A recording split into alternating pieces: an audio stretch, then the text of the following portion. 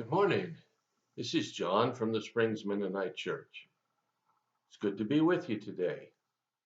I hope you're having a good week, and I hope you're having a good year so far.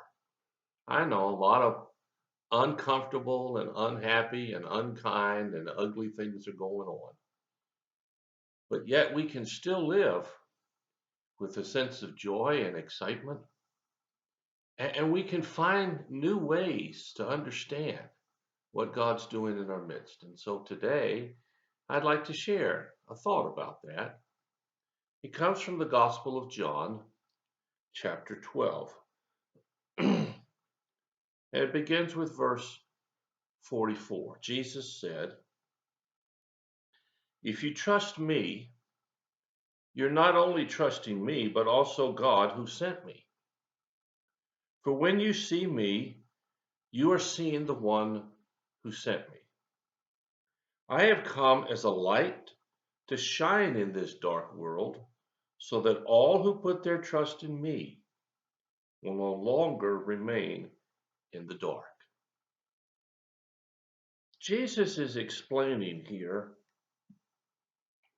that not only does he represent God the Father, he and God the Father are one. You see one, you see the other. Now, I know in our physical world and with our physical eyes, that doesn't make much sense. Theologians for 2,000 plus years have been trying to put into words what that means so that you and I, the average everyday folk, could understand. And they've come up with some formulas and they've come up with some ideas. But the fact of the matter is, it's just really hard to understand. But what we can understand is that God and Jesus, who is the embodiment of the Lord, are the same thing.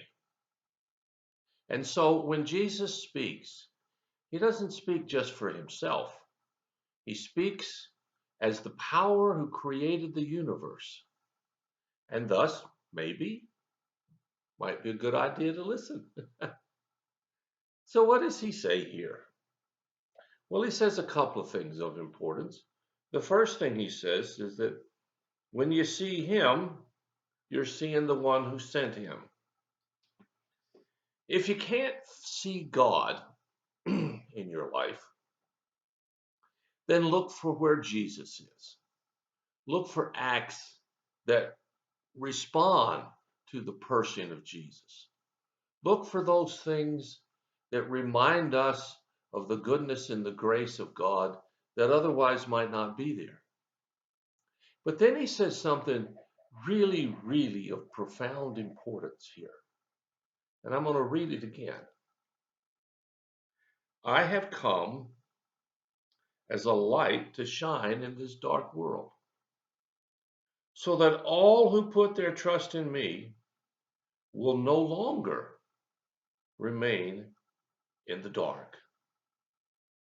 Now, when he says, I've come to light and make a shine in this dark world, what is he talking about? Well, in Jesus' day, the Romans were the captors and they ruled with a brutal hand. There were many ungodly influences around the self-respecting Jewish person. There were many times when the average person would think that God had abandoned them. Even though they had this long 6,000 year history and tradition of God being their God, it still looked bleak at times. And our world looks bleak at times. When you're going through a bout of depression, when you're going through a bunch of discouragement, when things don't seem to work out anywhere near the way you had hoped they would, when you see loved ones hurt, or you see close friends turn their noses and walk away, we experience the darkness of this world. This world can be very dark. in so many, many ways. But in the midst of that, here comes Jesus. It's as though he comes across the hill with a light in his hand and the darkness flees. It's as though he comes as the rescuer of the despair and the discouraged, because he is. He says here that all who trust in him. Now, it's pretty easy to trust in Jesus. It's pretty hard, too. And that's a conundrum that you can't quite escape.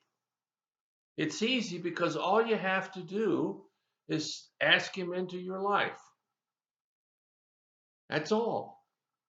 You don't have to make a list of all the things you've done wrong or somehow clean up your act first. All you have to do is invite him into your life.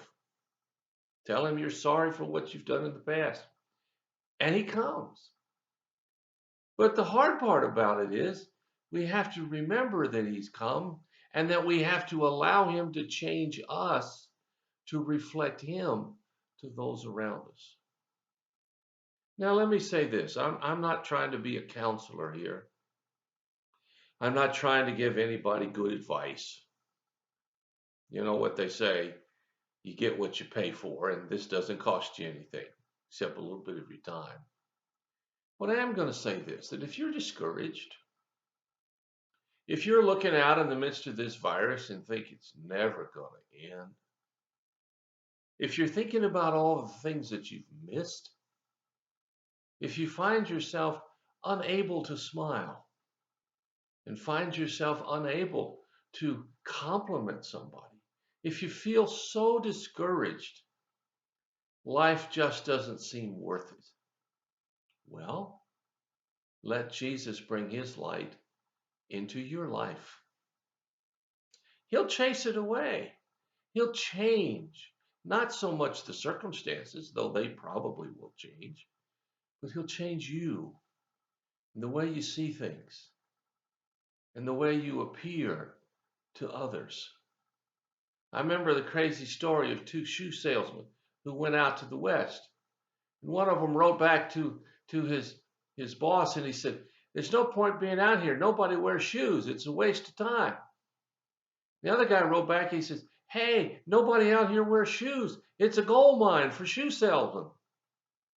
You see, we can look at the same thing, but see it very differently. And when we see our lives bolstered by the goodness and grace of God, we see a life that's worthwhile. You are worthwhile. Even if you don't feel like it, you are important. Even if you don't feel like it, you are special to God. Even if you don't think so. So this morning, I'll invite you to invite Jesus to come into your life in a new and a fresh way. If you're already excited about him, well, get more excited. You can't ever get too excited for the Lord. Look for his goodness and his grace. Look for his compassion in every moment of your life and in the lives of others. And if we will allow him into our life, we will see that and we will be changed. That's a promise. Well, thanks for listening. I hope you have a really good day. I really do. If you have a need or a concern, let us know. We'll do everything we can as fast as we can to help meet your need. God bless you. I'll talk to you again.